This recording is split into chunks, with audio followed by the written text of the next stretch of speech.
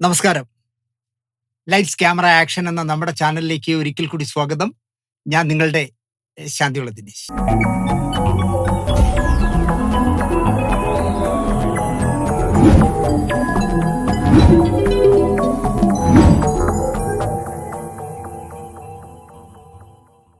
നാട്ടിൽ ആര് മന്ത്രവാദം നടത്തിയാലും കോഴിക്ക് കിടക്കപ്പുറത്തില്ല എന്ന് പറഞ്ഞ പോലെയാണ്.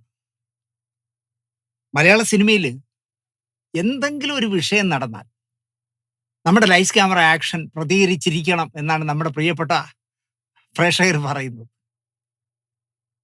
ഞാനിപ്പോൾ പല വിഷയങ്ങളും അങ്ങ് വിടുകയാണ്, കണ്ണടച്ച് വിടുകയാണ്, കാണാത്ത പോലെ. കാരണം ആവശ്യത്തിലധികം കേസ്, വിവാദങ്ങൾ കുറച്ച് കുറയ്ക്കാം എന്ന് ഞാൻ വിചാരിച്ചു. നമുക്ക് എന്താ പറയുക, ലൈറ്റ്സ് ക്യാമറ ആക്ഷൻ അടിച്ചു നോക്കിയാൽ ഇപ്പോൾ നമുക്ക് ചങ്കൂറ്റത്തോടെ പറയാം, ഞാനയുടെ ആദ്യത്തെ മദ്രാസ് ലേഖകനായിരുന്നു. ഞാനയുടെ എഡിറ്ററായിരുന്നു. സിനിമാമംഗളം 14 വർഷം എഡിറ്ററായിരുന്നു. മധു വൈപ്പന എന്ന് പറഞ്ഞ വലിയൊരു മനുഷ്യൻ മരിച്ചത് കേരളത്തിൽ ഒരൊറ്റ യൂട്യൂബിലേ വന്നിട്ടുള്ളൂ. അത് ലൈറ്റ്സ് ക്യാമറ ആക്ഷനിലാണ് 2 എപ്പിസോഡ്. എന്നെ ഒരുപാട് പേര് വിളിച്ച് പറഞ്ഞു, മധു വൈപ്പന എന്ന് പറഞ്ഞൊരു മനുഷ്യനുണ്ട് എന്നറിയാം, പക്ഷേ അദ്ദേഹം ഇങ്ങനെയൊക്കെ ആയിരുന്നു എന്നറിഞ്ഞത് താങ്കളുടെ ചാനലിൽ കണ്ടപ്പോഴാണെന്ന്. എനിക്കത് മാത്രം മതി. അത് 5 ലക്ഷം പേര് കണ്ടോ 2 ലക്ഷം പേര് കണ്ടോ എന്നുള്ളത് എനിക്ക് പ്രശ്നമല്ല. 1000 പേര് കണ്ടാൽ മതി. ആ 1000 പേരെയാണ് ഞാൻ ബഹുമാനിക്കുന്നത്.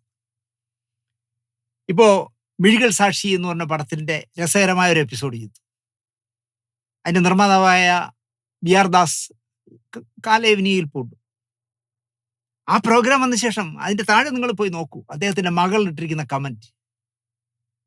അതുപോലെ അദ്ദേഹത്തിന്റെ സ്ഥാപനത്തിൽ ജോലി ചെയ്യുകയും അദ്ദേഹം ആ സ്ഥാപനം അവസാനിപ്പിക്കുന്നു എന്ന് കണ്ടപ്പോൾ അത് ഏറ്റെടുത്ത ഒരു സുഹൃത്ത് എനിക്കിട്ടിരിക്കുന്ന കാവശ്ശേരി, അദ്ദേഹത്തിന്റെ പേര് മറന്നു, കാവശ്ശേരിക്കാരനാണ്. അദ്ദേഹം എന്നെ ഫോണിൽ വിളിച്ച് എത്ര നേരം എന്നറിയാം സംസാരിച്ച്. ദാസാറിനെ കുറിച്ച് താങ്കളെങ്കിലും പറഞ്ഞല്ലോ, മലയാള സിനിമയ്ക്ക് വേണ്ടി കോടികൾ നഷ്ടപ്പെടുത്തിയ മനുഷ്യനായിട്ട് നല്ല സിനിമയുടെ പക്ഷത്ത് നിന്ന ആ മനുഷ്യനെ കുറിച്ച് ഒരൊറ്റ യൂട്യൂബ് ചാനലിലേ വന്നുള്ളൂ. അത് ലൈറ്റ്സ് ക്യാമറ ആക്ഷനിൽ എന്ന് പറയുമ്പോൾ എനിക്ക് വലിയ ബഹുമാനവും ഒരുപാട് സന്തോഷവും തോന്നാറുണ്ട്. അതുകൊണ്ട് വിവാദങ്ങൾ കുറയ്ക്കാമെന്ന് ഞാൻ വിചാരിച്ചു. ഇപ്പൊ തന്നെ ഫെഫ്കയുടെ ജനറൽ സെക്രട്ടറി, എൻ്റെ പഴയ സുഹൃത്ത്, അയാൾ ജനറൽ സെക്രട്ടറി ആവാൻ വേണ്ടി ശ്രമിച്ച ചുരുക്കം പേരിൽ ഒരാൾ ഞാനാണ്. കുറച്ചു പേരെ ഉണ്ടായിരുന്നുള്ളൂ അയാളെ ജനറൽ സെക്രട്ടറി ആക്കാനായിട്ട് ഉടുപ്പടിപ്പിച്ചത്. അയാളുടെ നിലനിൽപ്പ് നോക്കാൻ വേണ്ടി നമുക്കിട്ടൊരു പാര പണിഞ്ഞപ്പോൾ നമ്മൾ ഫെഫ്കയുടെ ബന്ധം വിട്ടു. നമ്മൾ അയാളെ കുറിച്ച് ഇതിൽ എന്തെങ്കിലും പറയുന്നുവെങ്കിൽ അയാൾ ഫെഫ്കയുടെ ജനറൽ സെക്രട്ടറി ആയതുകൊണ്ടാണ്, അല്ലാതെ അയാളെ വ്യക്തിപരമായി ഞാനും അയാളും അളിയനൊന്നും അല്ലല്ലോ. അതിന് തർക്കവുമില്ല ഞങ്ങൾ തമ്മിൽ. അയാൾ ഒരു കേസ് കൊടുത്തു. എന്നിട്ട് ആ കേസിന്റെ പ്രതിയായി നിൽക്കുന്ന എനിക്ക് കോടതിയിൽ നിന്നുള്ള പേപ്പറുകൾ കൃത്യമായി വരാതിരിക്കാൻ എന്തൊക്കെയോ ശ്രമങ്ങൾ നടത്തി എന്നെ ലോക്കാക്കാമെന്ന് വിചാരിച്ചു. മാനനഷ്ട കേസ് അത് ഞാൻ പൊളിച്ചു. ഞാൻ വേറൊരു വക്കീലിനെ വെച്ച് കാര്യം സാധിച്ചു. ഇപ്പൊ ഇതാ വീണ്ടും വേറൊരു കോടതി കൊണ്ടുവന്നു. എറണാകുളത്ത് മഹാരാജാ കോളേജിന്റെ അടുത്തുള്ള ഒരു കോടതിയിൽ പുതിയ കേസ് കൊടുത്തിരിക്കുന്നു. ഞാൻ മാക്ടയുടെ ജനറൽ സെക്രട്ടറി ആണെന്ന് വിമർശിക്കുന്നത്. അയാൾ മാക്ടയുടെ ജനറൽ സെക്രട്ടറി അല്ലാതായാൽ പിന്നെ അയാളെ പുല്ല് പോലും ഞാൻ വകവയ്ക്കില്ല. അയാളെ പേരെ നമ്മൾ ഉപയോഗിക്കില്ലല്ലോ. നമ്മളിപ്പോൾ പറയുന്നത് എന്തുകൊണ്ടാ, ഇപ്പൊ സിബി സാറിനെ തന്നെ ഞാൻ പറയുന്നത് എന്തെന്ന് വെച്ചാൽ അദ്ദേഹം മാക്ടയുടെ ചെയർമാൻ ആയതുകൊണ്ടാണ്. GS വിജയനെ പറയുന്നുണ്ട് മാക്ട ഡയറക്ടേഴ്സിന്റെ ജനറൽ സെക്രട്ടറി ആയതുകൊണ്ട്. പക്ഷേ ഈ പൈസയുടെ നെകളിപ്പ് വന്നപ്പോഴേ, പണ്ടാരോ ഒരു സ്റ്റോറി എഴുതിയിരിക്കുന്നത് കണ്ടു, ഒരു ഫിയറ്റ് കാറും സിൽപ്പർ ചെരുപ്പും ഇട്ട് മലയാള സിനിമയിലേക്ക് വന്ന മഹാനെ ഇപ്പൊ ഓടിയും കേടിയൊക്കെ ആയപ്പോൾ, ഒരുപാട് കാശുമൊക്കെ ആയപ്പോൾ അഹങ്കാരത്തെക്കുറിച്ച് ആരോ ഇടയ്ക്ക് എഴുതിയിരിക്കുന്നുണ്ട്. നമുക്കതൊന്നും ഒരു പ്രശ്നമല്ല. വന്ന വഴികൾ മറക്കുന്നവന്മാരാണ് സിനിമയിൽ രക്ഷപ്പെടാറ്. പക്ഷേ ഫെഫ്ക എന്ന് പറഞ്ഞൊരു സംഘടന ഉണ്ടാവുകയും ആ സംഘടനയുടെ തണല് പറ്റി കോടീശ്വരനായി മാറിയ ആളാണ് ഈ ജനറൽ സെക്രട്ടറി. അയാൾ വന്ന വഴി മറന്നുപോയി. അയാളുടെ നിലനിൽപ്പിന് വേണ്ടി എന്താ പറയുക, വ്യാജ കത്തയക്കുന്ന ഒരു എംബോക്കിയെ ഫെഫ്ക ഡയറക്ടേഴ്സ് യൂണിയനിൽ കുടിയിരുത്തിയാൽ അയാളുടെ തെമ്മാടിത്തരങ്ങൾ പുറത്തു വരില്ലല്ലോ എന്ന് ആശ്വസിച്ച് അയാൾ എനിക്കെതിരെ പാര വെച്ചു. ഞാൻ പുല്ല് പോലും വഹിക്കാതെ ഇറങ്ങിയെങ്കിൽ പോയി രാജിവെച്ച്. നിന്റെ ഫെഫ്ക ഒരു തേങ്ങയും വേണ്ട എന്ന് പറഞ്ഞ് രാജിവെച്ചു. കാർഡ് തിരിച്ചു കൊടുത്താൽ, ഡയറക്ടേഴ്സ് യൂണിയന്റെ കാർഡ് തിരിച്ചു കൊടുത്താൽ 1 ലക്ഷം രൂപ കിട്ടും. ആ പുല്ല് പോലും വേണ്ട എന്ന് പറഞ്ഞ് ഇറങ്ങിപ്പോയി തന്നെ. പക്ഷേ നമ്മൾ സിനിമയെക്കുറിച്ച് സംസാരിക്കുമ്പോൾ ഫെഫ്കയുടെ ജനറൽ സെക്രട്ടറി അല്ലെങ്കിൽ ഫെഫ്കയുടെ ചെയർമാനെ കുറിച്ച് സംസാരിക്കേണ്ടി വരും. അത് നാണക്കേടായി തോന്നുന്നുവെങ്കിൽ അത് രാജിവെച്ച് പോന്നേ. അതിന് പകരം ഒരു ഫെഫ്കയും മാക്ട, ഇയാൾ സിനിമയിൽ വരുന്നതിന് മുമ്പേ മാക്ടയുടെ വക്കീലായ ഒരാളവിടെ ഉണ്ട്, എൻ്റെ പരിചയക്കാരൻ. അയാളാണ് ഫെഫ്കയുടെയും കേസുകൾ നോക്കുന്നത്. അപ്പൊ അയാളെ വിളിച്ചിട്ട് ഒരു വേറൊരു കോടതിയിൽ ഒരു കേസ് കൊടുക്കും. നമുക്ക് എറണാകുളത്ത് പോയി ഒരു കേസ് നടത്തണമെങ്കിൽ നിങ്ങൾ ആലോചിക്കുക, എത്ര രൂപ വേണം? യാത്ര, ഒരു ദിവസത്തെ ഫുൾ യാത്ര. അങ്കമാലിയിൽ പോണത് പോട്ടെ, 3 ദിവസത്തെ മെനക്കേടാണ്. നമ്മളെ ചുമ്മാ ഇയാളെ ഞാൻ ചോദിക്കട്ടെ, ഈ പറയുന്ന ഫെഫ്ക ജനറൽ സെക്രട്ടറിയെ കുറിച്ച് എത്ര പേരാണ് തള്ളക്കി വിളിച്ചതല്ലേ? എത്ര എപ്പിസോഡ്? ഇയാൾ അവന്റെയൊക്കെ പുറകെ പോകാത്തെന്താ? വിവരം അറിയും. അപ്പൊ അയാൾക്ക് നമ്മളെ പൂട്ടണം, നമ്മളെ എങ്ങനെ കുരുക്കാം, നമ്മളെ എങ്ങനെ ബുദ്ധിമുട്ടിക്കാം എന്നാണ് അയാൾ റിസർച്ച് ചെയ്യുന്നത്. എന്റെ പൊന്നെ ജനറൽ സെക്രട്ടറി, 3 വെള്ളിയാഴ്ച ആയുള്ളൂ താൻ സിനിമയിൽ വന്നിട്ട്. തൻ്റെ ഒരുപാട് തെളിവുകൾ എൻ്റെ ഇരിപ്പുണ്ട്. മൈസൂരിലും ബാംഗ്ലൂരിലും ഉള്ള ചില കെട്ടിടങ്ങളുടെ ഫോട്ടോകളടക്കം, ഡേറ്റുകളടക്കം. ഞാനൊരു കാച്ചങ്ങ് കാച്ചും, വിവരം അറിയും. വരട്ടെ, നമുക്ക് നോക്കാം. എന്തായാലും പുതിയ കേസ് 6-ാം തീയതിയോ 17-ാം തീയതി എന്തോ വെച്ചിട്ടുണ്ട്. ഞാൻ വക്കീലിനെ വിളിച്ചു പറഞ്ഞു, ആ ദ്രോഹി വീണ്ടും കേസ് കൊടുത്തിട്ടുണ്ട്. അപ്പോൾ അതെന്താണെന്ന് വെച്ചാൽ ഫോളോ ചെയ്യുന്നതെന്ന് ഞാൻ എൻ്റെ വക്കീലിനെ വിളിച്ചു പറഞ്ഞു.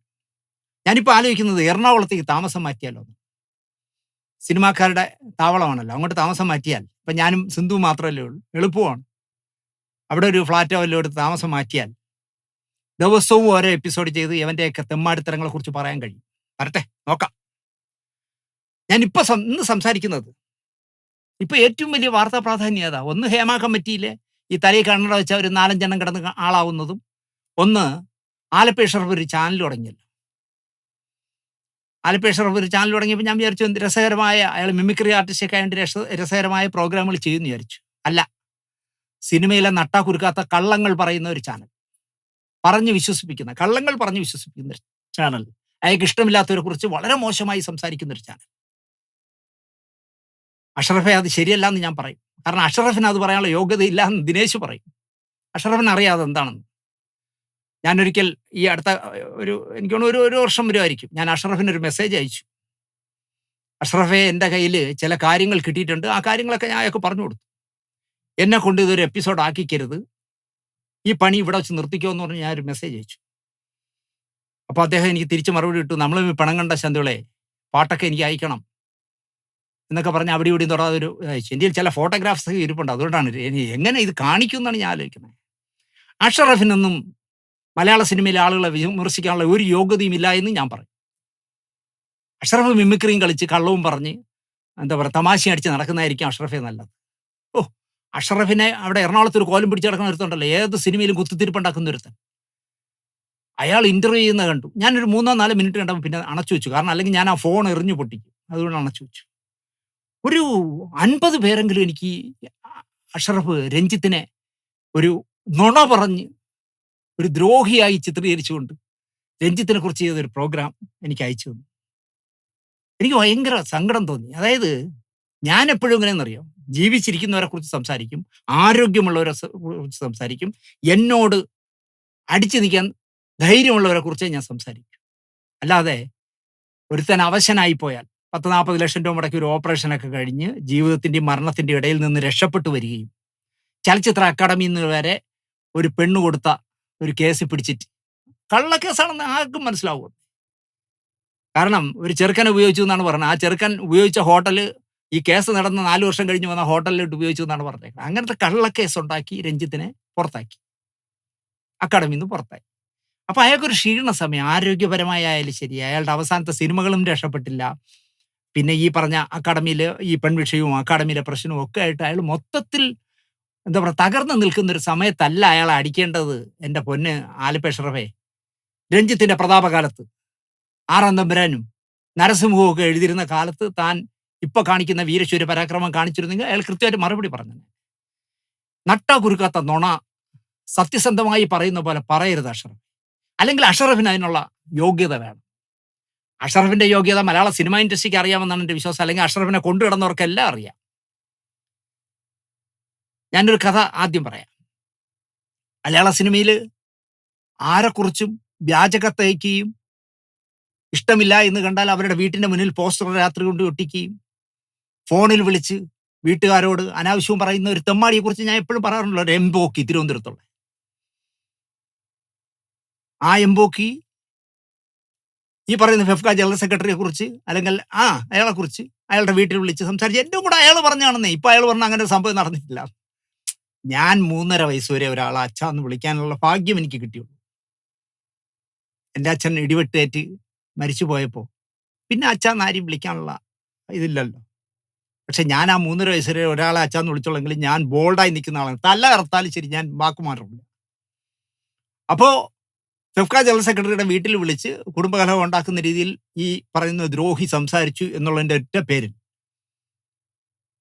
അതിൻ്റെ പിന്നാലെ സാംസ്കാരിക ക്ഷേമനിധി ബോർഡിൽ എന്നെ ഡയറക്ടറായിട്ട് തിരഞ്ഞെടുത്തതിൻ്റെ പേരിൽ അതിൻ്റെ സെക്രട്ടറിക്ക് ഒരു ഊമക്കത്തയച്ചു. ഈ ഊമക്കത്തയക്കലാണ് ഈ എംബോക്കിയുടെ പ്രധാന ജോലി. ഒരു 10-30 വർഷമായിട്ട് ഭാര്യയുടെ ചെലവിൽ മാത്രം 1 രൂപയുടെ ജോലി ചെയ്യാതെ ഭാര്യയുടെ ചെലവിൽ ജീവിക്കുന്ന ഒരു എംബോക്കി. അവനെ ഫെഫ്ക ഡയറക്ടേഴ്സ് യൂണിയനിൽ എടുത്തു. എന്തിനെന്നറിയാം? ഈ ജനറൽ സെക്രട്ടറി വീട്ടിൽ ഇനി ശല്യം ഉണ്ടാവാതിരിക്കാൻ. ഇതാണ് ജനറൽ സെക്രട്ടറി. എടുത്തിട്ട് അവനെ 2 വർഷം കഴിഞ്ഞപ്പോൾ അവനെ വൈസ് പ്രസിഡന്റ് ആക്കി. ഏത്? മലയാള സിനിമയിൽ ഹേമ കമ്മിറ്റിയിലൊക്കെ കൊണ്ടുവന്ന് പരാതി കൊടുക്കേണ്ടതാണ്. മലയാള സിനിമയിലെ ആരെ ഇഷ്ടമില്ലയോ അവരെ കുറിച്ച് അപഖ്യാതി മാത്രം കത്തയക്കുന്ന, ഊമക്കത്തയക്കുന്ന, പോസ്റ്റർ ഒട്ടിക്കുന്ന, ഫോണിൽ വിളിച്ച് തള്ളക്കി വിളിക്കുന്ന അവനെ ഫെഫ്കയുടെ വൈസ് പ്രസിഡന്റും ആക്കി. ഈ ജനറൽ സെക്രട്ടറിയാണ് ആക്കിയത്. കാരണം അയാളുടെ കുടുംബം അല്ലെങ്കിൽ അയാളെ അറ്റാക്ക് ചെയ്യരുത്, അതിനുവേണ്ടിയാണ് ആക്കി. അതുകൊണ്ടാണല്ലോ നമ്മൾ കളഞ്ഞിട്ട് പോയേ ഫെഫ്കയിൽ.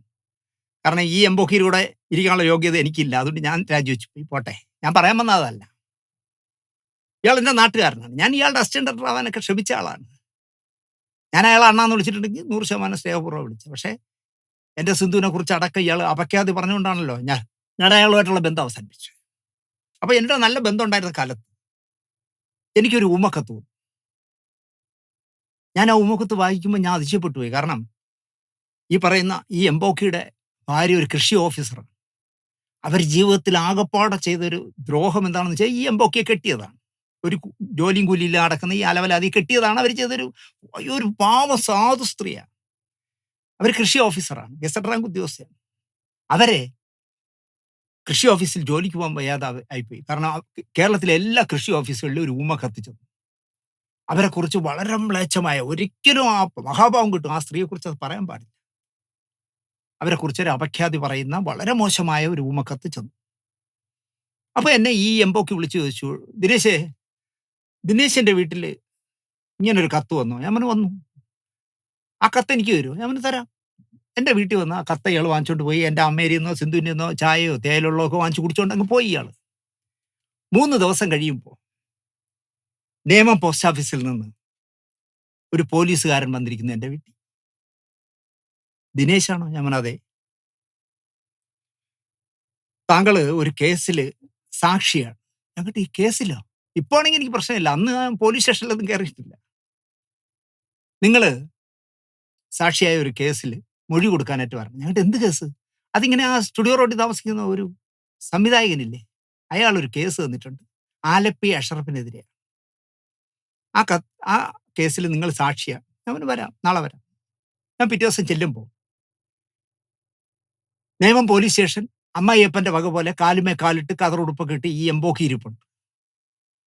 അന്ന് ഇയാൾ കരുണാകരൻ ഗ്രൂപ്പിൻ്റെ ആളായിരുന്നു. അത് വെച്ച് ലോക്കൽ കാര്യങ്ങളൊക്കെ നടത്തിപ്പോയിരുന്ന ഒരാളായിരുന്നു. ഞാൻ ചെന്നു. ഞാൻ ഇങ്ങനെ ആലോചിച്ചു, ഒരു സിയുടെ മുന്നിലൊക്കെ കാലുമേ കാലിട്ടിരിക്കുക ഇയാൾ ആരെന്ന്. കാരണം അയാൾ കോൺഗ്രസിൻ്റെ ഒരു വലിയ നേതാവൊന്നുമില്ല, പക്ഷേ കരുണാകരൻ ഗ്രൂപ്പിൻ്റെ ആളായിട്ട് ഇങ്ങനെ നടക്കുക. ഇരിക്കാൻ പറഞ്ഞു, ഇരുന്നു, കാര്യങ്ങൾ സംസാരിച്ചു. ഞാൻ നിങ്ങളെ വിളിച്ചത് താങ്കളുടെ വീട്ടിലൊരു ഊമക്കത്ത് വന്നു അല്ലേ? അവൻ അതെ. ആ കത്ത് ഇദ്ദേഹത്തിന് കൊടുത്തോ? അവന് കൊടുത്തു. ആ കത്ത് അയച്ചത് ആരാ? എനിക്കറിയില്ല. അപ്പോൾ ഇയാൾ പറഞ്ഞു, അറിയാം, ദിനേശൻ അറിയാം, ഇത് അയച്ചത് ആരാണെന്ന് ദിനേശൻ അറിയാം, ഒരു സിനിമാക്കാരനാണ് അയച്ചത്, അത് ആലപ്പി അഷറഫ് എന്ന് പറഞ്ഞ ആളയച്ച കത്താണിത്. അപ്പോൾ CI എന്നോട് ചോദിച്ചു, ആണോ? ഞാൻ ആവാനാണ് സാധ്യത. അതെന്താ അങ്ങനെ അയാൾ ഇങ്ങനെ കത്തയച്ചിരിക്കുന്നത്? ഞാൻ പറഞ്ഞു, സാറേ, ആലപ്പി അഷറഫിൻ്റെ അമ്മയ്ക്കും സഹോദരങ്ങൾക്കും സഹോദരിമാർക്കും വഴിവിട്ട ജീവിതമാണെന്ന് ഇയാൾ ഊമക്കത്തയച്ചാനാണ്. ഇയാൾ അങ്ങനെ ഊമക്കത്തയച്ചപ്പോൾ അയാൾ മിണ്ടിയില്ല. അയാൾ എന്ത് ചെയ്യുന്നു വെച്ചാൽ ഇയാളുടെ ഭാര്യയ്ക്കെതിരെ ഊമക്കത്തയച്ചു. നമ്മൾ ഇതൊക്കെ പറയുന്ന സിനിമാക്കാരൻ്റെ അവസ്ഥയാണ് ഞാൻ ഈ പറയുന്നത്. അവിടെ ഇയാൾ ചാടി കഴിച്ചു, ദിനേശ് അനാവശ്യം പറയരുത്, ഞാൻ ആർക്കും ഊമക്കത്തയക്കില്ല. ഞാൻ CIയോട് പറഞ്ഞു, സാറേ, ഞാൻ എൻ്റെ വീട്ടിൽ പോയിരുന്ന ഒരു ഊമക്കത്ത് എടുത്ത് ആർക്കെങ്കിലും അയച്ചാലും ഇയാളെ പേരിലേ പറയൂ. കാരണം മലയാള സിനിമയിൽ ഊമക്കത്ത് കണ്ടുപിടിച്ച ഏക ആൾ ഇയാളാണ്.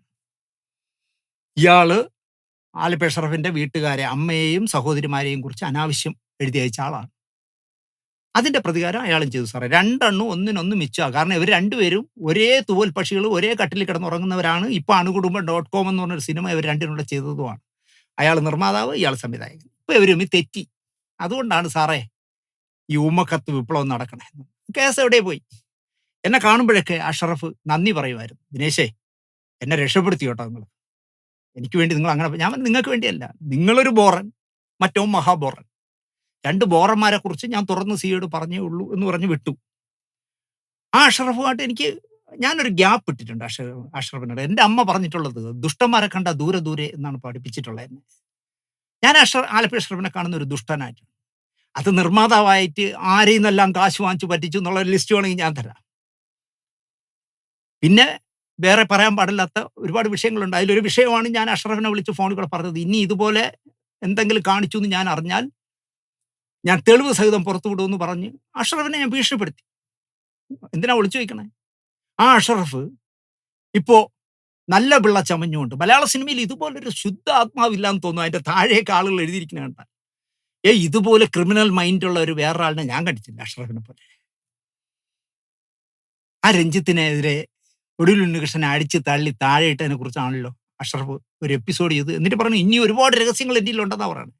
അതെല്ലാം പുറത്തു വിടുമെന്നാണ് പറയുന്നത്. ചുണയുണ്ടെങ്കിൽ ആ രഹസ്യങ്ങൾ പറയുന്ന കൂട്ടത്തിൽ ദിനേശിന്റെ ഒരു രഹസ്യം പറ, വിവരം അറിയും. മലയാള സിനിമയിൽ ആദ്യമായിട്ടൊന്നുമല്ല തല്ല് നടക്കുന്നത്. എൻ്റെ ഓർമ്മയിൽ മലയാള സിനിമയിൽ ആദ്യത്തെ തല്ല് എന്ന് പറയുന്നത് നമ്മളെല്ലാം ദൈവതുല്യമായി കാണുന്ന നസീർ സാർ നിറഞ്ഞ സദസ്സിന്റെ മുന്നിൽ വെച്ച് സിനിമാ മാസിക ശങ്കരൻ നായരുടെ ചെകിട്ടത്ത് ഒരൊറ്റ അടിയൊടിച്ചെടുത്തതാണ് മലയാള സിനിമയിൽ എനിക്കറിയാവുന്ന ആദ്യത്തെ തല്ല്. ഞാൻ നസീർ സാറിന്റെ ഭാഗത്തായിരുന്നു. ഒരിക്കലും നസീർ സാർ അന്യായം ചെയ്യില്ല. അത് വലിയ വിവാദമായി. സിനിമാ മാസിക ശങ്കരൻ നായരെ പ്രേം നസീർ തല്ലി. പക്ഷെ ആരോപണമൊന്നും ഉണ്ടായില്ല. ശങ്കരൻ നായർ പ്രതികരിച്ചില്ല. പിന്നെ കാണുന്നത് ശങ്കരൻ നായർ നസീർ സാറിന്റെ ഏറ്റവും വിശ്വസ്തനായി മരിക്കുന്നത് വരെ ശങ്കരൻ നായർ നസീർ സാറിന്റെ വിശ്വസ്തനായിരുന്നു. അതുപോലെ തന്നെ എൻ്റെ പേരോ എൻ്റെ നാളോ ഒന്നും ഉപയോഗിക്കരുതെന്ന് പറഞ്ഞ് എന്നെ വിരട്ടിയ ഒരു മഹാനുണ്ടല്ലോ തിരുവനന്തപുരത്ത്. രസം എന്താണെന്ന് ചോദിച്ചാൽ, ഞാൻ മെനങ്ങാന്ന് മാതൃഭൂമിയുടെ ഫെബ്രുവരിയിൽ വരാൻ പോകുന്ന 6ാമത് എഡിഷൻ എന്ന് പറഞ്ഞ സാഹിത്യോത്സവത്തിന്റെ ആലോചനാ യോഗത്തിന് എന്നെ ക്ഷണിച്ചിരുന്നു. ഞാൻ ആ ക്ഷണം സ്വീകരിച്ച് കനകുന്ന് കൊട്ടാരത്തിലായിരുന്നു മീറ്റിംഗ്. അതിന് ചെല്ലുമ്പോൾ ഫ്രണ്ട് റോയിൽ ഇദ്ദേഹം ഇരിപ്പട്ടെ. ഞാൻ ഒരിക്കലും പ്രതീക്ഷിച്ചില്ല അദ്ദേഹത്തെ. കാരണം അദ്ദേഹത്തിന് ഈ അടുത്ത കാലത്ത് ഒരു വശം സ്ട്രോക്ക് വന്നു, അതിനുശേഷം ഹാർട്ടിന് എന്തോ പ്രോബ്ലം ഒക്കെ വന്നുകൊണ്ട് അദ്ദേഹം ഒരിക്കലും ഞാൻ അവിടെ പ്രതീക്ഷിച്ചില്ല. പക്ഷെ ഫ്രണ്ട് റോയിൽ ആദ്യത്തെ സീറ്റ് ഇരിക്കുന്നു. പാവം. ഞാൻ കയറി ചെല്ലുമ്പോൾ എന്നെ വളരെ കൗതുകത്തോടെ നോക്കി ചിരിച്ചു. ഞാൻ പെട്ടെന്ന് ആ ചിരിയെ എടുത്തുനിന്ന് അറിയാതെ ഞാൻ നമസ്കാരം പറഞ്ഞു പോയേനെ. പെട്ടെന്ന് ഞാൻ കള്ള ഗൗരവം കാണിച്ച് ഞാൻ പോയി 3ാമത്തെ റോയിൽ പോയിരുന്നു. അദ്ദേഹം അവിടെ പ്രസംഗിച്ചപ്പോഴും പറഞ്ഞു, ഞാൻ കഴിഞ്ഞ 3 മാസമായി റെസ്റ്റിലായിരുന്നു. ആദ്യമായിട്ട് പുറത്തിറങ്ങുന്നത് ഈ മാതൃഭൂമിയുടെ കായയുടെ ഈ യോഗത്തിന് വേണ്ടിയാണെന്ന് പറഞ്ഞു. നീ എത്ര എന്നെ ഉപദ്രവിച്ചാലും ശരി, എൻ്റെ ചാനലിൽ പൂട്ടിക്കും എന്നൊക്കെ പറഞ്ഞതല്ല. ഇപ്പോൾ ദേവരാജ മാഷിന്റെ പ്രോഗ്രാമിനെ സൈബർ പ്രശ്നം ഉണ്ടാക്കി പിൻവലിപ്പിച്ചല്ലോ. എന്നാലും ശരി, എനിക്കെന്തോ അദ്ദേഹത്തെ വെറുക്കാൻ കഴിയുന്നില്ല. അതാണ് പ്രശ്നം. എനിക്ക് അദ്ദേഹത്തെ ഒരു ശത്രുപക്ഷത്ത് നിർത്താനേ കഴിയില്ല. എനിക്ക് എൻ്റെ മനസ്സിൽ നിന്ന് ആ മുഖം പോകില്ലെന്നേ. എനിക്ക് അത്രയും ഇഷ്ടമായിരുന്നു. അപ്പൊ ഞാൻ പറയാൻ വന്നത്, അദ്ദേഹത്തിന്റെ പേരൊന്നും ഉപയോഗിക്കരുതെന്നല്ലേ പറഞ്ഞേക്കണം. ആ ക്ഷിപ്രകോപിയുടെ കൈ വെട്ടിയെടുക്കുമെന്ന് മലയാളത്തിലെ പ്രശസ്ത നിർമ്മാതാവ് ഹരിപ്പോത്തൻ പറഞ്ഞു. തന്റെ കൈ ഞാൻ വെട്ടുമെന്ന്. നട്ടലുള്ള മനുഷ്യനായതുകൊണ്ട് പറഞ്ഞു, നാളെ ഇത്ര മണിക്ക് ഇന്ന സ്റ്റുഡിയോയിൽ, തൻ്റെയും എൻ്റെയും സിനിമയുടെ വർക്ക് നടക്കുന്ന സ്റ്റുഡിയോയിൽ വെച്ച് കാണാം, ഞാൻ ഉച്ചയ്ക്ക് അവിടെ എത്താന്ന് പറഞ്ഞ് ഇദ്ദേഹം അവിടെ ചെന്ന് മുൻകൂട്ടി കാറ് കൊണ്ടിട്ടിട്ട് ചാരി നിന്നു. മറ്റേ ആൾ വന്നപ്പം ഈ പറയുന്ന നമ്മുടെ ക്ഷിപ്രകോപിയായ കവി കാറിൽ ചാരി പുല്ലുപോലെ നിൽക്കുകയാണ്. ഒരക്ഷരം പോലും ഹരിപ്പോത്തൻ മിണ്ടാൻ പോയില്ല. മേളിൽ കയറി എഡിറ്റ് റൂമിൽ ചെന്നിരുന്നു. എന്നിട്ട് വന്ന വഴിയെ അങ്ങ് പോയി. മാസങ്ങൾക്ക് ശേഷം നസീർ സാറിന്റെ മധ്യസ്ഥതയിൽ, കാരണം നസീർ സാർ ഹരിപ്പോത്തന്റെ ഒരുപാട് നല്ല സിനിമകളിലെ നല്ല നിർമ്മാതാവല്ലേ, നല്ല സിനിമകളുടെ പക്ഷത്ത് നിന്ന ആളല്ലേ. ഹരിപ്പോത്തന്റെ ഈ കവിയുമായിട്ടുള്ള ഇഷ്യൂ നസീർ സാർ മധ്യസ്ഥനായി നിന്ന് പ്രശ്നം സോൾവ് ചെയ്യിച്ചു. അന്ന് സോൾവ് ചെയ്യുമ്പോൾ കവിയോട് ഹരിപ്പോത്തൻ പറഞ്ഞത്, തൻ്റെ അപ്പോൾ ഈ കവിയെ കാണാൻ ചെല്ലുമ്പോൾ യഥാർത്ഥ ഭാര്യയും കൊണ്ടാണ് ചെന്നത്. ഭാര്യയുടെ മുന്നിൽ വെച്ച് തന്നെ പറഞ്ഞു, അനൗദ്യോഗികമായ ഭാര്യ ഉണ്ടല്ലോ മദ്രാസിൽ നടി, അവൾ കാരണമാണ് ഞാൻ താങ്കളെ കേട്ടാൽ അറയ്ക്കുന്ന ഒരിക്കലും പറയാൻ പാടില്ലാത്ത ഡയലോഗ് പറഞ്ഞത് എന്നോട് ക്ഷമിക്കണം എന്ന് പറഞ്ഞിട്ട് ആ നടിയെ അറിഞ്ഞും കുറഞ്ഞും കുറേ തെറി ഇദ്ദേഹത്തിൻ്റെ നസീർ സാറിൻ്റെ മുമ്പ് വെച്ച് വിളിച്ചു. അവിടെ ആ പ്രശ്നം തീർന്നു. അതുപോലെ തന്നെ തിരുവനന്തപുരം ബെൽറ്റിലാണല്ലോ ജഗദീഷ് ശിവകുമാർ ഉള്ളത്. തിരുവനന്തപുരം ബെൽറ്റിലെ നെടുനായകത്വം ഒരു കാലത്ത് വഹിച്ചിരുന്ന, ഇപ്പോഴും ഒന്ന് പറയാം, ഇപ്പം അദ്ദേഹം പ്രായം കൊണ്ടൊക്കെ ആയിരിക്കാം, പക്വത കൊണ്ടായിരിക്കാം, ഒന്ന് സൈലൻ്റായി സുരേഷ് കുമാർ. അപ്പോൾ അദ്ദേഹത്തിൻ്റെ പ്രിയദർശൻ ചെയ്യുന്ന രണ്ടാമത്തെ പടമാണെന്ന് തോന്നുന്നു. അതിൽ അഭിനയിക്കാമെന്ന് പറഞ്ഞ് അഡ്വാൻസും വാങ്ങിച്ച് ഡേറ്റും ഒക്കെ കൊടുത്തിട്ട് ജഗദീഷ് ശിവകുമാർ മുങ്ങിക്കളഞ്ഞു. ദിവസങ്ങൾക്ക് ശേഷം ആരോ പറഞ്ഞു ജഗദീഷ് ശിവകുമാർ തിരുവനന്തപുരത്ത് വന്നാൽ തൈക്കാട് അമൃത ഹോട്ടലിൽ വന്ന് നിൽപ്പൻ എന്ന് പറഞ്ഞ് നിന്നുകൊണ്ട് മദ്യപിക്കുന്ന ഒരു ശീലമുണ്ട്. ജഗതി അവിടെ നിൽപ്പൻ അടിച്ചുകൊണ്ട് നിൽപ്പുണ്ടെന്ന് ആരോ സുരേഷ് കുമാറിനെയും സനൽകുമാറിനെയും അറിയിച്ചു. അന്ന് ഇവർ രണ്ടുപേരും എന്തും ചെയ്യുന്ന കാലമാണ്. ഇവർ രണ്ടുപേരും കൂടി അമൃത ഹോട്ടലിലെ ബാറിൽ വന്ന് അമ്പിളിച്ചേട്ടനെ അടിച്ചു, ജഗതിയെ അടിച്ചു. പക്ഷേ ആറാം തമ്പുരാൻ അടക്കം എത്ര സിനിമകളിൽ പിന്നെ അമ്പിളിച്ചേട്ടൻ സുരേഷ് കുമാറിന്റെ പടങ്ങളിൽ അഭിനയിച്ചു. രണ്ടുപേരും അതങ്ങ് കളഞ്ഞു. അഡ്വാൻസ് വാങ്ങിച്ചിട്ട് പറ്റിച്ചതും കളഞ്ഞു, അടി കിട്ടിയത് ജഗതിയും കളഞ്ഞു. മലയാള സിനിമയിലെ മൂന്നാംകട സെക്സ് സിനിമകളുടെ നായകനായി മലയാള സിനിമയെ നശിപ്പിക്കുന്നവനാണ് രതീഷ് എന്ന് പറഞ്ഞിട്ട് എനിക്ക് തോന്നുന്നു സ്ക്രീനിലാണെന്ന് തോന്നുന്നു ഒരു ശ്രീധർ പിള്ള ഒരു ആർട്ടിക്കിൾ എഴുതി. ആ ആർട്ടിക്കിൾ കണ്ടപ്പോൾ നായക നടനായി വിലസി നിൽക്കുന്ന രതീഷിന് ഭയങ്കര സങ്കടം തോന്നി. രതീഷ് സുരേഷ് കുമാറിനോട് പരാതി പറഞ്ഞു. സുരേഷ് കുമാർ എവിടെയോ വെച്ച് ശ്രീധർ പിള്ളയെ കൈ കിട്ടിയപ്പോൾ അടിച്ചു. വലിയ വാർത്തയായി, പത്രപ്രവർത്തകനെ സുരേഷ് കുമാർ അടിച്ചത്. രതീഷിന് വേണ്ടിയാണ് അടിച്ചത്. പലയിടത്തും സുരേഷ് കുമാർ സുഹൃത്തുക്കൾക്ക് വേണ്ടിയാണെന്നേ ഒരു കാലത്ത് വില്ലനായിരുന്നത്. അതുപോലെ ഹർത്താൽ എന്ന് പറഞ്ഞ സിനിമ എടുത്ത കല്ലയം കൃഷ്ണദാസ് സംവിധായകൻ, പാവം, ആ കല്ലയം കൃഷ്ണദാസിനെ എങ്ങനെ തല്ലാൻ തോന്നി എന്നാണ് ഞാൻ ആലോചിക്കുന്നത്. സാധുവായ മനുഷ്യനല്ലേ ആ മനുഷ്യനെ. എൻ്റെ നിർമ്മാതാവ് വിചാരിച്ചതിനേക്കാൾ പൈസ ചെലവായി സിനിമയ്ക്കെന്നുള്ള പേര് പറഞ്ഞിട്ട് അയാളുടെ ചാരായ ഗോഡൌണിൽ കയറ്റി അടിച്ചു. പാവം അദ്ദേഹത്തിന് പിന്നെ ആരും പറയുമ്പോൾ കല്ലയം കൃഷ്ണദാസിന് വേണ്ടി സംസാരിക്കുന്ന ആരും കിട്ടില്ലല്ലോ. അങ്ങനെ അടി കിട്ടി. അതും ഒരു അടിക്കഥയാണ്. ചിത്രഭൂമിയുടെ ലേഖകനായിട്ട് രഞ്ജി പണിക്കർ വിലസുന്ന കാലം. സുൽ ഗുരുവായൂരാണ് സ്റ്റിൽ എടുക്കുന്നത്. പിന്നെ രണ്ടുപേരും സിനിമയിൽ വലിയ പ്രശസ്തരായി. കാരണം ഷാജി കൈലാസിന്റെ അടക്കമുള്ള സിനിമകളിലൊക്കെ സ്റ്റിൽ എടുക്കുന്നത് സുല്ലായി. രഞ്ജി പണിക്കർ പിന്നെ എന്തായി എന്ന് ഞാൻ പറയണ്ടല്ലോ, വലിയ പ്രശസ്തനായ തിരക്കഥാകൃത്തും നടനും ഒക്കെ ആയി മാറി. അപ്പോൾ ചിത്രഭൂമിക്ക് വേണ്ടി ബിജി തമ്പി സംവിധാനം ചെയ്യുന്ന കാലാൾപ്പട എന്ന് പറഞ്ഞ സിനിമയുടെ സെറ്റ് കവർ ചെയ്യാനായിട്ട് തിരുവനന്തപുരത്ത് രഞ്ജി പണിക്കറും സുരേഷ് ഗോപിയും കൂടെ സുൽ ഗുരുവായൂരും കൂടി വന്നു. അന്ന് ഒരു 35 വർഷം മുമ്പുള്ള കാര്യമാണ് ഞാൻ പറയുന്നത്. തിലകൻ ചേട്ടൻ അന്ന് 54 വയസ്സ്, രോഗിയൊന്നുമല്ല. ഇനി ഈ കഥ വെച്ചുകൊണ്ട് ആലപ്പേഷറോ കഥ ഉണ്ടായിക്കളയരുത്. തിലകന്റെ ബൈപ്പാസ് ചെയ്ത തിലകനെ അടിക്കാൻ രഞ്ജി പണിക്കർ ഓടിച്ചെന്നും പറഞ്ഞ് നാളെ ചെയ്തുകളായിരുന്നു. അവിടെ വെച്ച് എന്തോ ഡയലോഗ് പറഞ്ഞിട്ട് തിലകൻ ചേട്ടൻ എന്തോ രഞ്ജി പണിക്കരെ അല്ലെങ്കിൽ സിനിമാ പത്രപ്രവർത്തകരെ തന്തയ്ക്ക് ചേർത്തെന്തോ പറഞ്ഞു. കിഡ്സിന്റെ ഓഫീസുണ്ട് തെക്കാട്, അതിൻ്റെ അവിടെയാണ് ഷൂട്ടിംഗ് ആയിരുന്നു. താൻ എന്തോടോ പറഞ്ഞതെന്ന് പറഞ്ഞ് രഞ്ജി പണിക്കർ ചാടി അടിക്കാനായിട്ട് തിലകന്റെ പിറകെ ഓടി. തിലകൻ ചേട്ടൻ കിഡ്സിന്റെ മേളിലേക്ക് പടിക്കെട്ടുണ്ട്, ആ പടിക്കെട്ട് എന്നെ കൊല്ലാൻ വരണ്ടേ എന്ന് പറഞ്ഞ് ഓടിക്കളഞ്ഞു. ആരൊക്കെ പിടിച്ചിട്ട് രഞ്ജി പണിക്കർ നിന്നില്ല.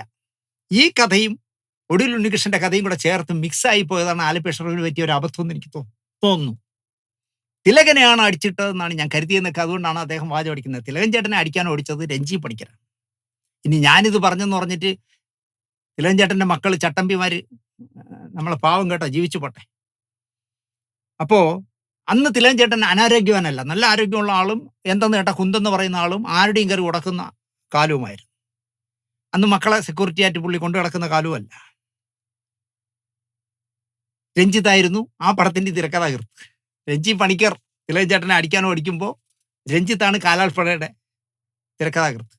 രഞ്ജിത്തിന്റെ സുഹൃത്തുക്കളായിരുന്ന അലക്സ് കടവിലും KR ഹരികുമാറും ബിൻസൻ കുമാറും ഒരു പ്രഭാകരനും ചേർന്നാണ് ഈ പടം നിർമ്മിച്ചത് കാലാൾപ്പട. എനിക്ക് തോന്നുന്നു അതിൽ ഹരി അലക്സ് കടവിൽ ആ കാലത്തിൽ അസുഖം വന്ന് മരിച്ചു. ഹരികുമാർ എൻ്റെ ഓർമ്മ ശരിയാണെങ്കിൽ വീട്ടിലെ കിണറിന്റെ പാലത്തിൽ തൂങ്ങി മരിക്കുക എന്തോ ആണ് ചെയ്തത്.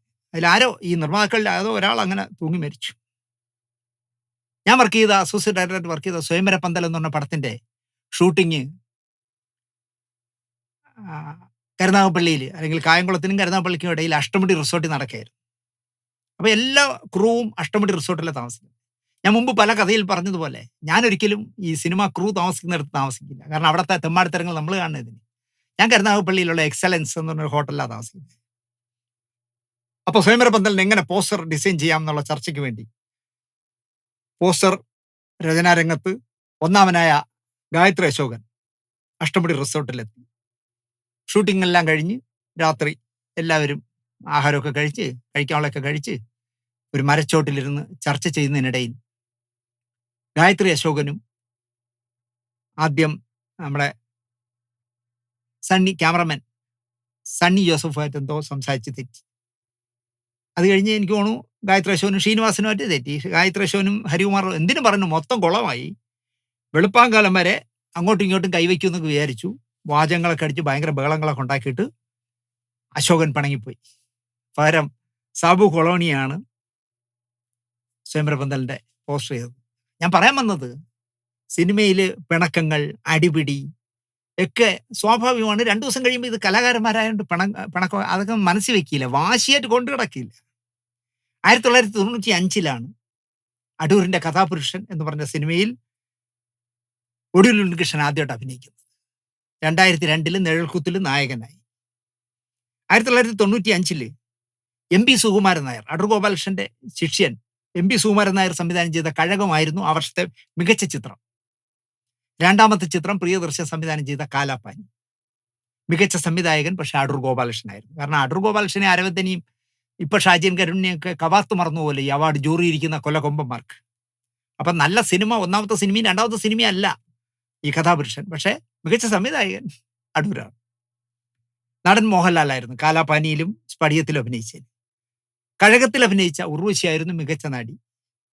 2ാമത്തെ നടൻ ഒടുവിൽ ഉണ്ണികൃഷ്ണനായിരുന്നു. കഥാപുരുഷനിൽ ഒരു കാര്യസ്ഥനായിട്ട്, ചെറിയ വേഷമാണ് പക്ഷെ നന്നായിട്ട് ചെയ്തു. അതിലെ അഭിനയിച്ചതിന് ആറന്മുള പൊന്നമ്മ മികച്ച 2ാമത്തെ നടിയുമായി. കഴകത്തിന് മികച്ച നടി, മികച്ച കഥ, മികച്ച പശ്ചാത്തല സംഗീതം ജെറി അമൽദേവിന്, ശബ്ദലേഖനത്തിന് കൃഷ്ണൻ ഉണ്ണിക്കൊക്കെ അവാർഡ് കിട്ടിയ സിനിമയായിരുന്നു. എന്നാൽ കലാമൂല്യമുള്ള ജനപ്രിയ ചിത്രത്തിന് കമലിന്റെ മഴയത്ത് മുമ്പേ ആയിരുന്നു. പ്രത്യേക മികവ് സിനിമയിൽ കാട്ടിയതിന് TV ചന്ദ്രനായിരുന്നു അവാർഡ്. അതിലൊന്നും അടൂർ പെട്ടില്ല ആ വർഷം. പക്ഷെ അടൂരിന്റെ അടൂരാണ് മികച്ച സംവിധായകൻ.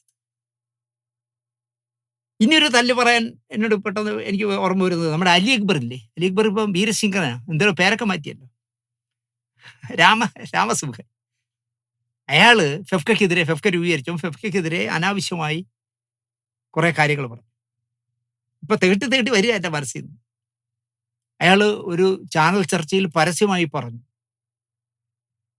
ഈ ചർച്ചയിൽ പങ്കെടുക്കുന്ന ശാന്തിയുള്ള ദിനേശും FEFKA general secretary B Unnikrishnan ചേർന്ന് എന്നെ ഫെഫ്കയുടെ ഓഫീസിലിട്ട് ഇടിച്ചു. സത്യം പറഞ്ഞ് ഞാൻ വല്ലാതെ വിഷമിച്ചു പോയി. കാരണം ഞാൻ ജീവിതത്തിൽ ആരെയും ഇടിച്ചിട്ടില്ല, ആരെയും അടിച്ചിട്ടില്ല, ആരെയും അടി വാങ്ങിയിട്ടുമില്ല. ഉണ്ണികൃഷ്ണൻ ഒരു തെമ്മാടിയല്ലല്ലോ.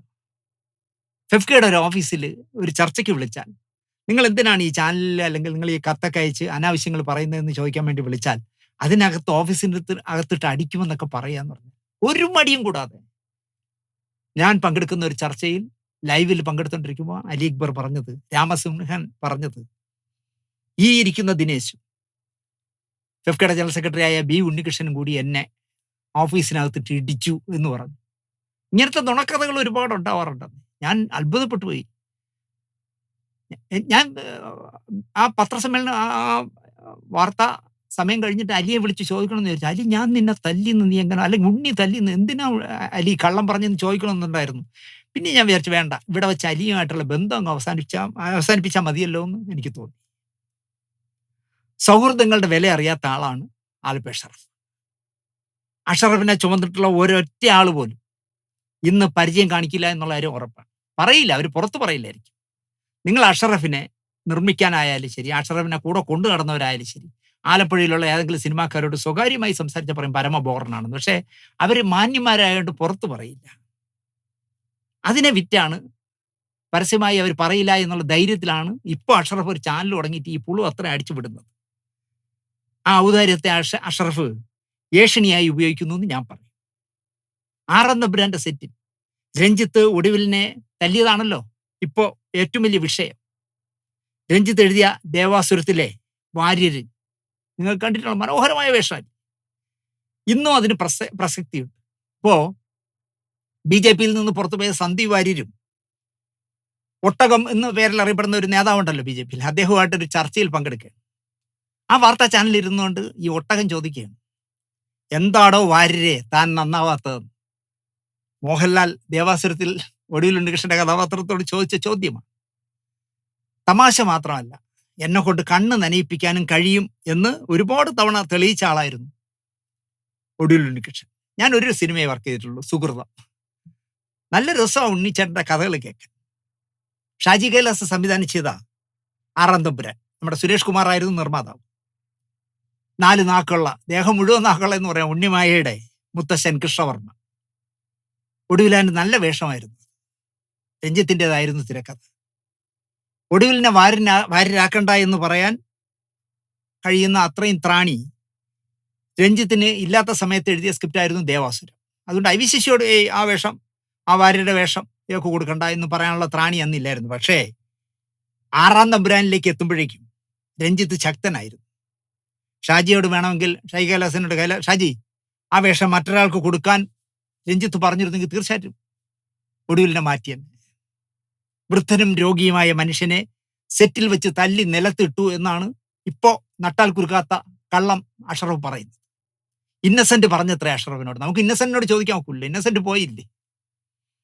ആളുകൾ കരുതിയത് തിരകൻ ആണത്രേ അടികൊണ്ട് വീണതെന്നാണ് കരുതിയെന്നാണ് അഷറഫ് പറയുന്നത്. ഒടുവിലിന്റെ കവിളിൽ ഇങ്ങനെ അടിച്ചപ്പോ ഇങ്ങനെയല്ല വീഴുന്നത്, ഇങ്ങനെ മുഖം അടിച്ചു വീണു എന്നാണ് അവിടെ സെറ്റിൽ ഇല്ലായിരുന്ന ഈ പലരും പറഞ്ഞു മാത്രം കേട്ടിട്ടുള്ള അഷറഫ് പറയുന്നത്. അങ്ങനെ അടിക്കാൻ പറ്റുമെന്ന് എനിക്കുണ്ടാ. ഇങ്ങനെ ചെകിട്ടത്തടിച്ചാൽ ഇങ്ങനെ വിടുന്ന ആദ്യത്തെ ആളായിരിക്കും ഒടുവിൽ ഉണ്ണികൃഷ്ണൻ. സിനിമാ രംഗത്തെ പലരും വിളിച്ച് അഷറഫിനോട് പറഞ്ഞത് അതങ്ങനെ അഷറഫിനോട് പറയാൻ, അഷറഫ് മലയാള സിനിമയിലെ PR ആണ്. ചുമ്മാ ഗുണ്ടടിക്കുന്നതിന്റെ ആശാനാണ് അഷറഫ്. കള്ളം, നട്ടാ കുരുക്കാത്ത കള്ളം, നല്ല വെൽ ഡ്രസ്സൊക്കെ ഇട്ട് മിമിക്രി ശബ്ദത്തിൽ അടിച്ചു വിടും. കേൾക്കുന്നവര് എന്ത് തങ്കപ്പെട്ട മനുഷ്യൻ എന്ന് വിചാരിക്കും.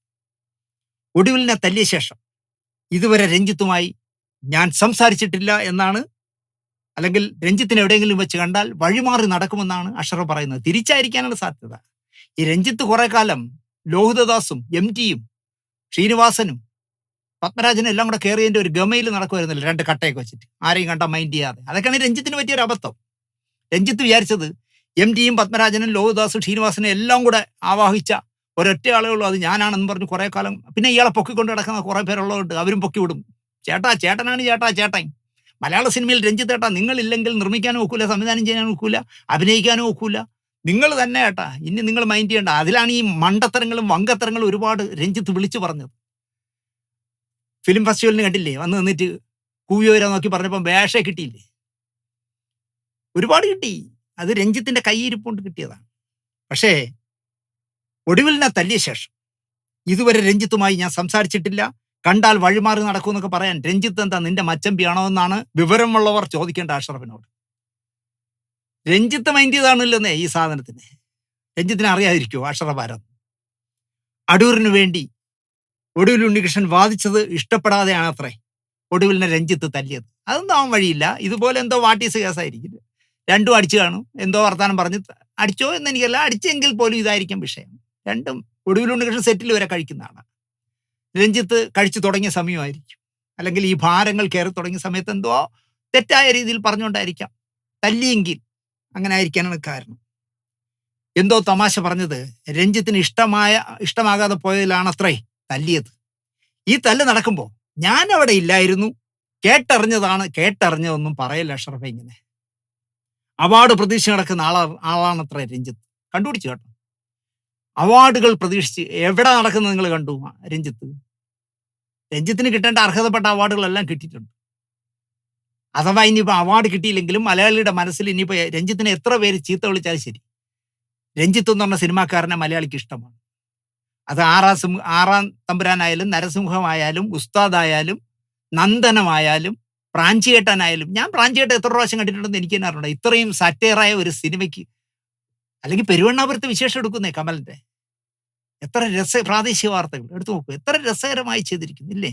ജോർജ് കുട്ടി, കെയർ ഓഫ് ജോർജ് കുട്ടി, എത്ര നല്ല സിനിമകൾ എഴുതിയ ആളാണ് രഞ്ജിത്ത്. അയാൾ വഴുതിറ്റിപ്പോയി, ഓക്കെ, അയാൾ ലഹരിയുടെ ലോകത്തേക്ക് പോയി, എന്താ പറയാ, നശിച്ചുപോയി.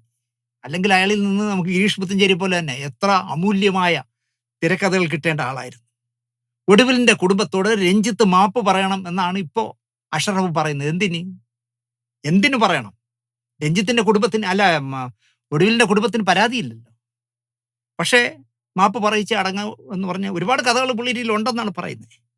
62ാമത്തെ വയസ്സിലാണ്, കിഡ്നി രോഗബാധിതനായ ശേഷമാണ് 2006 മെയ് 27 ഇറങ്ങി, അല്ല 27 ഒടുവിൽ ഉണ്ണികൃഷ്ണൻ മരിക്കുന്നത്. അപ്പോ എന്താ പറയുക, 62ാമത്തെ വയസ്സ്.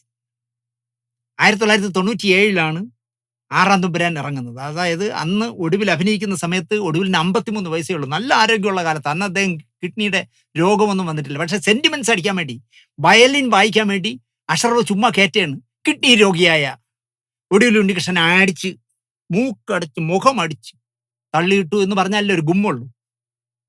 ഇവർ തമ്മിൽ അടികൂടി എന്ന് വെച്ചോളൂ. പക്ഷെ അടികൂടി എന്ന് പറയുന്നത് ഒടുവിൽ ഉണ്ണികൃഷ്ണൻ 53 വയസ്സുള്ളപ്പോഴാണ്, 1997. അന്ന് അദ്ദേഹം രോഗിയല്ല, നല്ല ആരോഗ്യവാനായിരുന്നു, നല്ല കീറുമായിരുന്നു. രോഗിയായ ശേഷവും മരിക്കുന്നതിന്റെ തലേ വർഷം 2005 രഞ്ജിത്ത് സംവിധാനം ചെയ്ത ചന്ദ്രോത്സവം എന്ന് പറഞ്ഞ സിനിമയിൽ ഒടുവിൽ അഭിനയിച്ചിട്ടുണ്ട്. ആവശ്യമില്ലാതെ ക്യാമറയുടെ മുന്നിൽ നിന്ന് ഒരു മനുഷ്യനെ അടിച്ച് നിലംപരിശാക്കി തറയിലിട്ടെങ്കിൽ അദ്ദേഹം കിഡ്നി രോഗബാധിതനായി മരണത്തിനും ജീവിതത്തിനും ഇടയിൽ ജീവിക്കുന്ന സമയത്ത് 2005 അദ്ദേഹം ചന്ദ്രോത്സവത്തിൽ എങ്ങനെ അഭിനയിക്കും? കോമൺ സെൻസ് ഉള്ളവർ ആലോചിക്കുക, അക്ഷറഫ് ആലോചിക്കണ്ട. അക്ഷറഫ് ഈ ചാനൽ ആളുകൾ കാണാൻ വേണ്ടി ഇതുമല്ല ഇതിന്റെ അപ്പുറവും പറയും. ഇനി വരാൻ പോകുന്നത് ഇതിനേക്കാളും മോശമായ കാര്യങ്ങളായിരിക്കാം. രഞ്ജിത്ത് തല്ലുകയും അതിന്റെ വിഷവുമായോ തിരികെ തല്ലാനുള്ള ആരോഗ്യം ഇല്ലാഞ്ഞതിന്റെ ദുഃഖവുമായോ രഞ്ജിത്തിനോട് ദേഷ്യമുണ്ടായിരുന്നെങ്കിലോ രഞ്ജിത്തിന്റെ ചന്ദ്രോത്സവത്തിൽ ആത്മാഭിമാനമുള്ള ഒരു മനുഷ്യൻ അഭിനയിക്കാൻ പോകുമോ ചന്ദ്രോത്സവത്തിൽ? അവർ ആ പണക്കം അന്ന് തീർത്തന്നേ. അഥവാ അവർ തമ്മിൽ വഴക്ക് പറയുകയോ അടികൂടുകയോ ചെയ്തു, അടികൂടിയെന്ന് തന്നെ വെച്ചോളൂ, അല്ലെങ്കിൽ അടി കൊടുത്തു എന്ന് വെച്ചോളൂ. അത് പിറ്റേ ദിവസം കണ്ടപ്പോൾ തന്നെ നോർമലായപ്പോൾ രണ്ടുപേരും സംസാരിച്ചപ്പോൾ അത് തീർന്നിരിക്കാം. പക്ഷേ ഞാൻ നടത്തുന്ന യൂട്യൂബിന് ഒരു ഗുമ്മുണ്ടാക്കണം എന്ന് വിചാരിച്ചിട്ട് അക്ഷറഫ് ഇത്തരം ചെറ്റ കഥകൾ പറയരുത് എന്നാണ് എനിക്ക് പറയാനുള്ളത്. ഒരാൾ പറഞ്ഞു, മറ്റേയാൾ പറഞ്ഞു എന്ന് പറഞ്ഞ് ഒരാൾ അവശതയിലാകുമ്പോൾ, അനാരോഗ്യവാനാണ്, ഇനി അതുകൊണ്ട് പ്രതികരിക്കില്ല എന്ന് കാണുമ്പോൾ, കേസും വഴക്കും ഒക്കെ ഒതുങ്ങുന്ന സമയത്ത് യവനെ കൊടുക്കാൻ പറ്റിയ സമയം ഇതാണെന്ന് കരുതി വിവാദ വാർത്തകളുമായി അഷറഫ് ഇറങ്ങിയത് വളരെ ബോറായി പോയി എന്നാണ് എൻ്റെ പക്ഷം. കുത്തുതിരുമായി നടക്കുന്ന സിനിമാക്കാരുടെ കുഴി തോണ്ടെന്ന് ഞാൻ നേരത്തെ പറഞ്ഞാൽ, ആ മഹാൻ ഇന്റർവ്യൂ ചെയ്യുമ്പോൾ ഭീഷണിപ്പെടുത്തും പോലെയാണ് പറഞ്ഞത്. ഞാൻ ഇനിയും ഒരുപാട് കഥകൾ പറയും. സ്ത്രീ പീഡകൾ എന്നൊക്കെ കേട്ടിട്ടുണ്ട്. ഇത് ഡബിൾ വേർഷൻ പീഡകനാണ് രഞ്ജിത്ത് എന്നാണ് അഷറഫ് പറയുന്നത്. ആ ഡബിൾ വേർഷൻ പീഡനം എന്താണെന്ന് എനിക്കറിയില്ല, എക്സ്പെർട്ട് ആയതുകൊണ്ട് അഷറഫിന് അറിയായിരിക്കും. പക്ഷെ അഷറഫേ, ഇത് പറയാൻ ഒരു യോഗ്യതയും താങ്കൾക്ക് ഇല്ല കേട്ടോ. ഞാൻ താങ്കളെ ഫോൺ ചെയ്ത് പറഞ്ഞിട്ടുണ്ടല്ലോ വിഷയം എന്താണെന്ന്. രഞ്ജിത്തിന്റെ സ്ത്രീ പീഡനത്തെക്കുറിച്ച് പറയാനുള്ള ഒരു യോഗ്യതയും അഷറഫ് സാറിനില്ല. തെളിവ് സഹിതം വേണമെങ്കിൽ ഞാൻ തെളിയിക്കാം, ഒരു എപ്പിസോഡ് വേണമെങ്കിൽ ചെയ്ത് കാണിക്കും. പക്ഷെ എൻ്റെ ചാനൽ പൂട്ടിപ്പോകും, അതാണ് പേടി. കുറച്ച് നാൾ മുമ്പ് ഞാൻ വിളിച്ചത് കൃത്യമായിട്ടും അഷറഫിനോട് പറഞ്ഞതാണ്. അദ്ദേഹം മറന്നതാണോ മറന്നതായി അഭിനയിക്കുന്നതാണെന്ന് എനിക്കറിയില്ല. രഞ്ജിത്തിന്റെ പെണ്ണുപിടി പറ്റി പറയാൻ അഷറഫ് സാറ് എല്ലാ വിധത്തിലും യോഗ്യതയുള്ള ആളെന്നായിരിക്കും അദ്ദേഹം കരുതുന്നത്. ഒരു യോഗ്യതയില്ല അഷറഫെ നിങ്ങൾക്ക്. ഹേമ കമ്മിറ്റി വന്നപ്പോഴാണ് അത്രേ രഞ്ജിത്തൊക്കെ കുഴപ്പക്കാരനാണെന്ന് അഷറഫ് അറിഞ്ഞത്. അതുവരെ അദ്ദേഹം അറിഞ്ഞില്ല, കാരണം അദ്ദേഹം അപ്പോൾ കുഴപ്പക്കാരനായിട്ട് നടക്കുകയായിരുന്നു. അതുകൊണ്ട് അദ്ദേഹം അറിഞ്ഞില്ല. തമാശ രീതിയിലാണോ നിങ്ങൾ സംസാരിക്കുന്നതെന്നാണ് ആ ചോദ്യകർത്താവ് ചോദിക്കുന്നത്. കോലം പിടിച്ച് നടക്കുന്നവൻ തമാശയാണോ പറയുന്നത്, അതോ സീരിയസ് ആണോ എന്ന് ചോദിക്കുന്നു. റേറ്റിങ്ങിന് ഇട്ടതാണോ എന്നാണ് അയാൾക്ക് അറിയേണ്ടത്, ആ ചോദ്യം ചോദിക്കുന്ന ആളിന്. ഞെട്ടാനുള്ള പലതുമുണ്ട്, ഞാനത് പറയും എന്നാണ് അഷറഫ് പറയുന്നത്. ആരെക്കുറിച്ചൊക്കെ പറയാൻ പോണെന്ന് എനിക്കറിയില്ല. ചിലപ്പോൾ കുറെ കാലം കൊണ്ട് കിടന്ന ഫാസിലിനെ കുറിച്ചൊക്കെ ആയിരിക്കാം ഇനി വരാൻ പോണത്. അല്ലെങ്കിൽ ഇയാൾക്ക് കുറെ കോടികൾ കൊടുത്തിട്ട് തിരിച്ചു കിട്ടാത്ത ഒരു മാർവാടി ഉണ്ടല്ലോ, അയാളെ കുറിച്ചൊക്കെ ആയിരിക്കും പറയാൻ പോണത്. ആത്മകഥ ബുക്കാക്കുന്നതിന് പകരം യൂട്യൂബിൽ പറയുന്നു ഞാൻ എന്നേ ഉള്ളൂ എന്നാണ് അദ്ദേഹം പറയുന്നത്. ആത്മകഥ എന്ന് പറഞ്ഞാൽ അതിന്റെ അർത്ഥം മനസ്സിലാക്കണം അഷറഫെ. സ്വന്തം ജീവിതകഥ പറയുന്നതാണ് ആത്മകഥ. സ്വന്തം ജീവിതകഥ പറയൂ? സ്വന്തം ജീവിതകഥ സത്യസന്ധമായി അഷറഫിന് പറയാൻ കഴിയില്ല. ഞാൻ വെല്ലുവിളിക്കുന്നു. ഞാൻ ആത്മകഥയൊന്നും എഴുതൂല, പക്ഷെ എൻ്റെ ജീവിതം ഒരു തുറന്ന പുസ്തകമാണ് അഷറഫെ.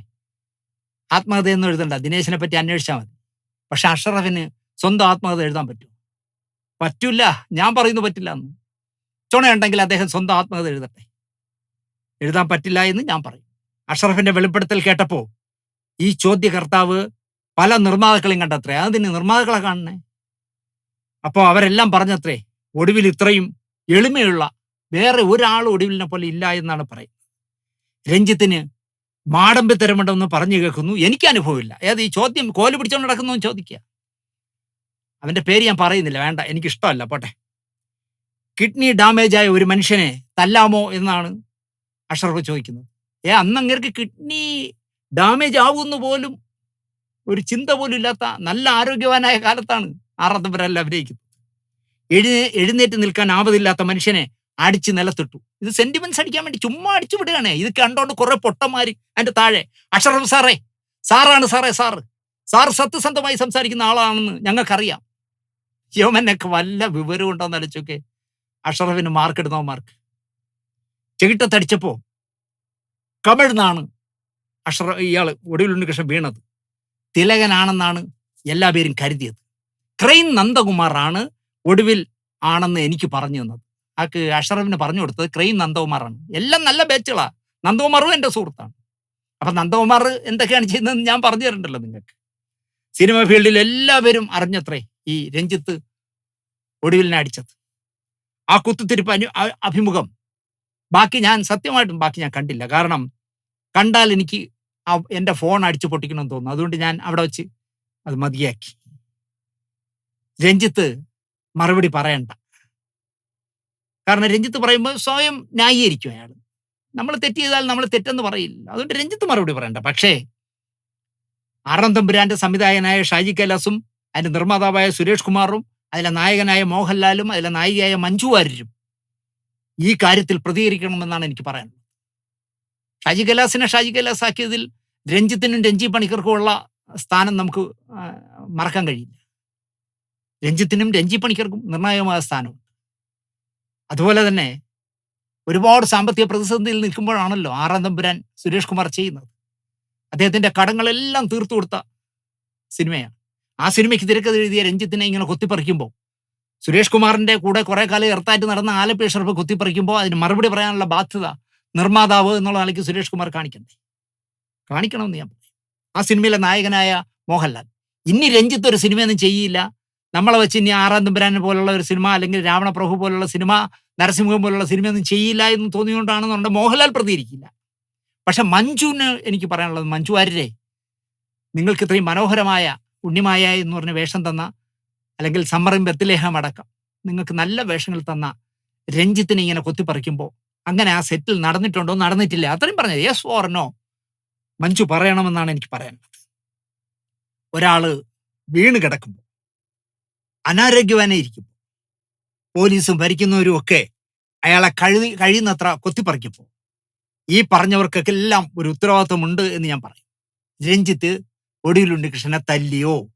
തല്ലിയെങ്കിൽ കാരണമെന്ത്? പിന്നെന്ത് സംഭവിച്ചു? രഞ്ജിത്തിനോട് പകയുള്ള ഒരുപാട് പേര് സിനിമയിലുണ്ട്. അതുകൊണ്ടാണ് നിങ്ങൾ തുറന്നു പറയണം എന്ന് ഞാൻ പറയുന്നത്. അയാളുടെ വളർച്ചയിൽ ഉറക്കം പോയ നിരവധി സിനിമാക്കാരുണ്ടെന്ന് എനിക്കറിയാം. അയാളിൽ വന്ന ആ ജാട സഹിക്കാൻ വയ്യാതെ ആകുന്നവരും ഉണ്ട്. ഞാൻ അതുകൊണ്ടാണ് അയാളെ കണ്ട മൈൻഡ് ചെയ്യില്ല. ഞാൻ അക്കാഡമിയിൽ 2 വർഷം ഇരുന്നപ്പോൾ അയാൾ കാണിച്ച നമ്പർ കാണണം. ഞാൻ അതുകൊണ്ട് അയാളെ കണ്ട മൈൻഡ് ചെയ്യില്ല. ഗോപാലകൃഷ്ണന്റെ ഫോട്ടോ പ്രദർശനം നടക്കുന്നിടത്ത് പ്രകാശ് രാജ് വന്നു. ഞാൻ അങ്ങോട്ട് കയറി ചെല്ലുമ്പോൾ ഇയാൾ നിൽക്കുന്നതാണ്. എന്നെ പൂരത്തിന് പോലും കണ്ട പരിചയം പോലില്ല. ഞാൻ പെരുവണ്ണാപുരത്തിന്റെ ലൊക്കേഷനിൽ ഷൊർണൂരിൽ ജയറാമിന് എഴുന്നള്ളത്തിന്റെ അഡ്വാൻസ് കൊടുക്കാൻ ചെന്ന കാലത്ത് പരിചയപ്പെട്ട ആളാണ്.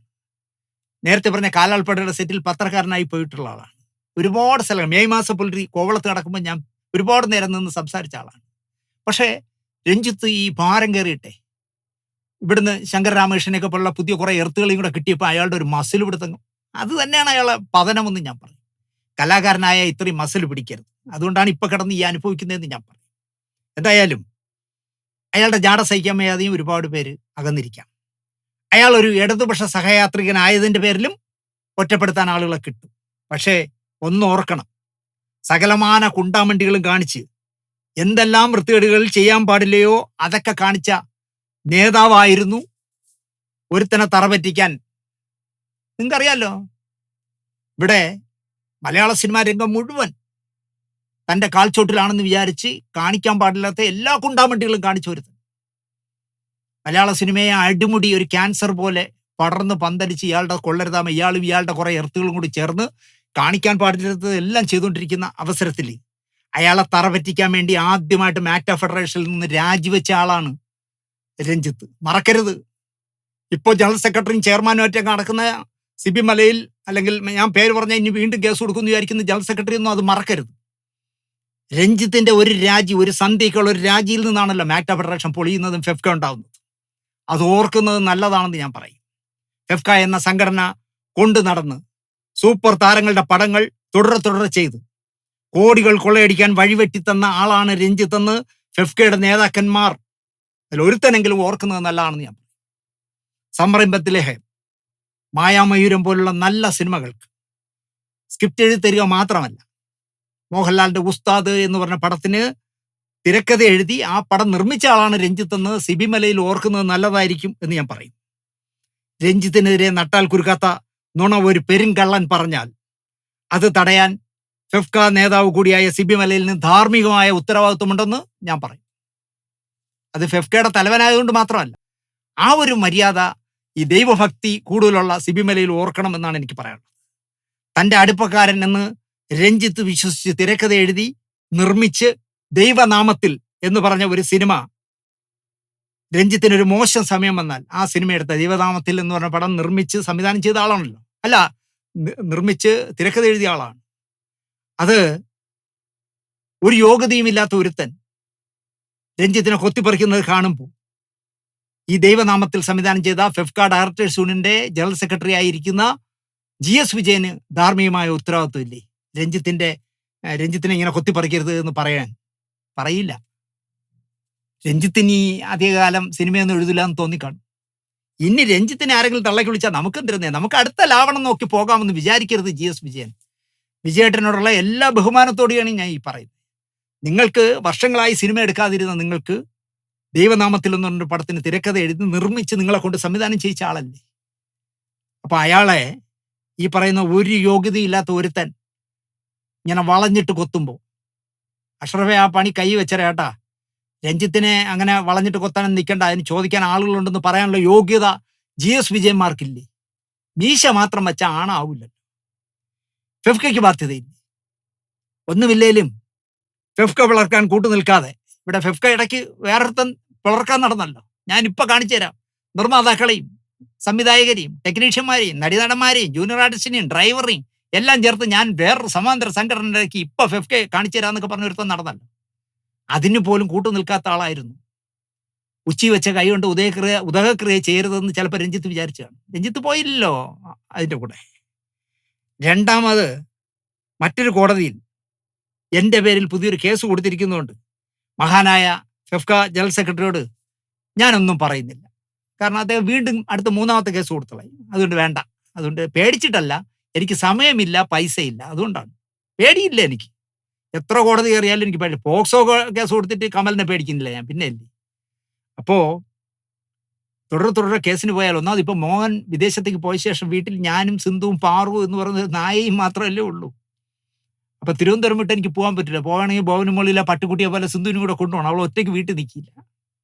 അതുകൊണ്ട് ഈ എറണാകുളത്തും അങ്കമാലി കോടതിയിലും ഒക്കെ കയറി ഇറങ്ങാനുള്ള മടി കൊണ്ടാണ് പറഞ്ഞത്. അല്ലാതെ ഫെഫ്ക ജനറൽ സെക്രട്ടറി കേസ് കൊടുത്താൽ ഞാൻ പേടിക്കുകയൊന്നുമില്ല.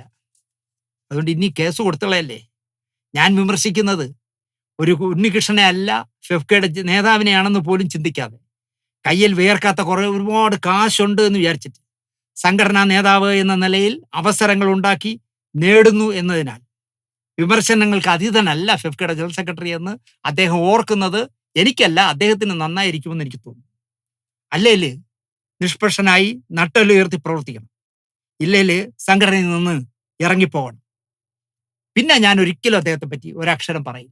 ഫെഫ്കയുടെ ജനറൽ സെക്രട്ടറി ഞാൻ ഇനിയും വിമർശിക്കും, എത്ര കേസ് കൊടുത്താലും ഞാൻ വിമർശിക്കും. പക്ഷേ ലോകത്തുള്ള എല്ലാ യൂട്യൂബർമാരും വരുമ്പോൾ ദിനേശിനെ ഒതുക്കാമെന്ന് വിചാരിച്ച് ചുമ്മാ കേസുകൾ പലതും കൊടുത്താൽ ഞാനും പല കഥകളും എടുത്ത് പുറത്തിടുമെന്നുള്ള കാര്യം അദ്ദേഹം ഓർക്കുന്നത് നല്ലതായിരിക്കും.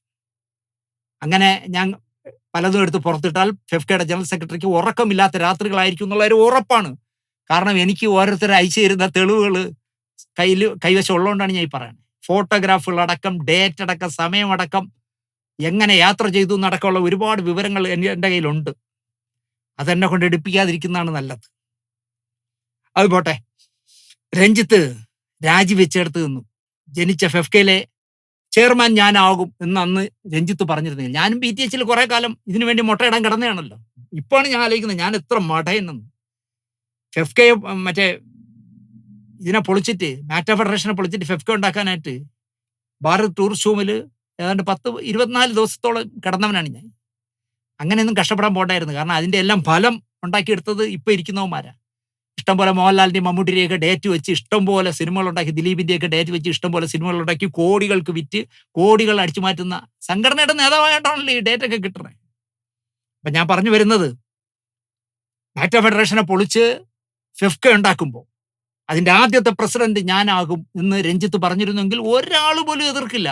രഞ്ജിത്ത് തന്നെയാണ് അതിന് സൂട്ടബിൾ എന്ന് പറയും. അല്ല, ഞാൻ അതിൻ്റെ ജനറൽ സെക്രട്ടറി ആവും എന്ന് പറഞ്ഞിരുന്നുവെങ്കിലും